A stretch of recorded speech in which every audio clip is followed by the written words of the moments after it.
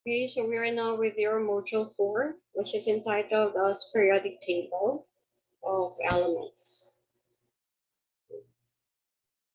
So this is the periodic table of your elements. So they are, if you recall with our lesson earlier, is that when you say periodic table, these are made up of 118 elements. So under your modern periodic table. Okay, so I don't want to discuss thoroughly about the on how this periodic table discovered. Okay, so the discovery of your periodic table is not included with your quiz, but I don't know with your exam. Okay, so let us first discuss about the objectives of this module. So these are the objectives of this module. By the end of this module, the learner should be able to, first is to determine the symbols of an element. Second is to overview the development of your periodic tables. Number 3 is to relate the arrangement of the periodic table. Number 4 is to name the parts of the element square. Then your number 5 is to identify the group names of elements. Then number 6 is to distinguish metals, non-metals, and metallites of an element. So this will be our third laboratory. Okay, but I think I have to change this. I don't know if still distinguishing about metals, non-metals, and metallites of an element. So on the last part of your PowerPoint presentation, okay, so um, hindi ko ginawa. I never do to elaborate about on how to distinguish the metals, non-metals, and metallites of an element, about the physical properties of this, and then the chemical properties. Okay, so ito ay nakalagay sa inyong module, but the metals, non-metals, and metalloids are focuses on your laboratory 3, which means na i-discuss ko pa rin siya sa inyong laboratory 3 with the introduction. Okay, so that is the reason behind. So I don't know if explain ko muna siya with the recorded discussion before tayo mag-start. But I read about the background of your laboratory works. Okay, so with your laboratory 3, since we don't have a laboratory in your nature of matter. Let us first discuss about matter. Okay, so matter, if you know, if you recall with your um, third module, is that when you say matter, it is anything that occupies space and has weight of its own. So which means that anything na nakikita natin sa paligid na meron siyang bigat na kailangan i-measure. Okay, so matter here is that it is classified, which is either a pure substance or a mixture. So we are now with your element, which is one of the component in your pure substance. So what's the difference between your element and your compound? So when you say element, it is the simplest form of element. Simplest form. So which means na isang element lang siya. But when you say compound, it is made up of two or more elements. Okay. So let us first discuss. So this is the periodic table of elements, which are made up of 118 elements. So it says here that when you say elements, these are made up of 7 horizontal rows, known as periods, expressing the number in the orbitals of an element. Okay, so there are 7 horizontal rows, and then this one is the rows. Okay, meron daw siyang 7 rows. Okay, 7 horizontal rows, which are used in the orbitals of the elements. So that is under the orbits of your valence shell. It says here that there are 18 vertical columns known as groups. So there are 18 here in the groups. 1, 2, 3, 4, 5, 6, 7, 8, 9, 10, 11, 12, 13, 14, 15, 16, 17, and 18. And then the groups, ang movement niya ay came from top to bottom. So, sabihin sa taas hanggang sa baba, then from left to right. Okay, so the elements arranged from left to right and from top to bottom are with increasing atomic number. So yun yung discovery ng inyong periodic table mostly is that siya yung nagsabi that the atomic number of an element ay increasing. Okay, so when you say atomic number, that is equal to the number of protons and then also with the number of electrons. The difference between them is that the protons have a positively charge, okay? Same with your, while your electrons are negatively charged, okay? So the neutrons kasi ay neutral, okay, this one. So this one is the, in your valence shell, okay, so the outermost shell ay ito ang pinipresent ng groups. So here's the last part nyo. Okay, so kung napapansin nyo, they are made up of 8 valence shell at the outermost shell. Okay, on the first shell, on the first group, this group ay meron silang 1 valence shell at the outermost shell. Okay, so later malalaman natin yan.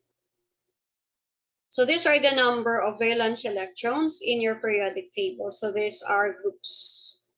Okay, so kung papansin nyo, there are 18 groups daw, but in terms of valence electrons, ito lang ang pinipresent. Okay, the 1, 2, 3, 4, 5, 6, and 7. So mas naintindihan nyo to pagdating na sa inyong electron configuration. So here is that the lithium with an atomic number of 3. So in the first electron configuration, it is made up of 2 electrons. So the first shell here is 1s. So the exponent of your s, if you recall with your electron configuration before, is that your s holds the 2 electrons. And then your p holds a 6 electrons. So here, since there is a remainder of 1, which means meron pa siyang second shell. So in the second shell, ay meron siyang 1 electron. Okay, so in the second shell, ay meron siyang electron because lithium have only 3 atomic number. That is the reason why your lithium is found at the first group, because your lithium is made up of 1 electron at the outermost shell. Okay, the Roman numerals, which are found above in each group. So nakita nyo yun yung 4, yung 1, 2, 3 na numerals. Okay, so nakikita nyo yan, nag-represent yan, that the numbers of valence electrons. Kung napapansin nyo doon after the periodic table. The Roman numeral and the assigned letter represent the valence electrons in the electron configuration. Example, pag ang group A nandun sa 5A, okay, sa group 5A, which means a 5, meron siyang 5 valence electrons at the outside, at the outermost shell of a valence electron. Okay, so yung pinakalabas niya, the outermost shell na meron siyang 5. So hindi natin ito papansinin yung S.